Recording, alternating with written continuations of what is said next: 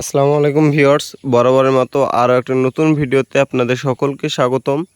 আজকের ভিডিওতে আমি শাহরিয়া আপনাদের দেখাবো যে আঙ্গুর গাছ মাচা লেভেল হয়ে যাওয়ার পর কিভাবে আপনারা কাটিং করবেন এবং কোন গিরায় রেখে কিভাবে কাটিং করবেন সেটা সম্পূর্ণ আজকের ভিডিওতে আমি শাহরিয়া আপনাদের দেখাবো। তো চলুন বন্ধুরা, দেখাই আপনাদেরকে।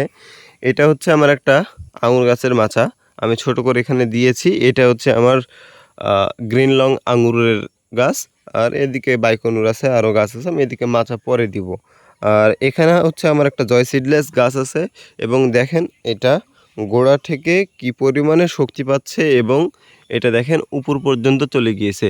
এই যে মাচাটা আছে না, মাচা থেকে দেখেন ঠিক কতটুক উপরে চলে গিয়েছে।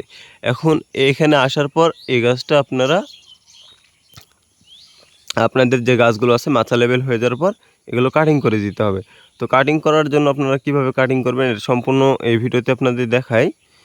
কাটিং করার জন্য দেখবেন মাচা থেকে যে একটা গিরা আছে, এই যে এখান থেকে উপরে যে গিরাটা আছে, এই গিরার ঠিক উপরে আমি এইখানে এই যে এখানে কাটিং করে দিলাম। এখানে কাটিং করে দেওয়ার পর কী হবে, এই যে এখান থেকে যে একটা শাখা বেরোচ্ছে, এই সুন্দরভাবে আমি এই পাতাটাও কেটে দেবো।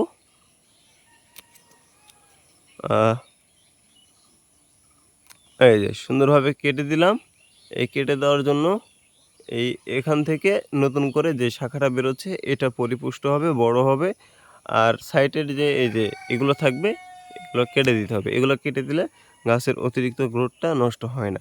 এবার এখান থেকে সুন্দরভাবে গ্রোথ নিয়ে গাছটা মাথায় চলে আসবে। আর এরকমভাবে করে দিলে আপনাদের গাছগুলো এরকম হবে। এটা আমার হচ্ছে অনেক পুরাতন একটা গাছ, মোটামুটি 2 থেকে আড়াই বছর বয়স হচ্ছে গাছটার। আড়াই বছর বয়সে এই অবস্থা। আমি নতুন করে কাটিং করে দিয়েছি। এই যে দেখেন, এগুলোতে এখন ফল আসবে। আর এই যে কাটিং করে দিলাম। তো দেখা যাক এখন কি হয়। আর এরকম নিত্য নতুন ভিডিও পেতে আমার চ্যানেলটিকে সাবস্ক্রাইব করে পাশেই থাকবেন। তো দেখা হচ্ছে পরে কোনো একটা ভিডিওতে। শেষ পর্যন্ত সবাই ভালো থাকবেন। আল্লাহ হাফেজ।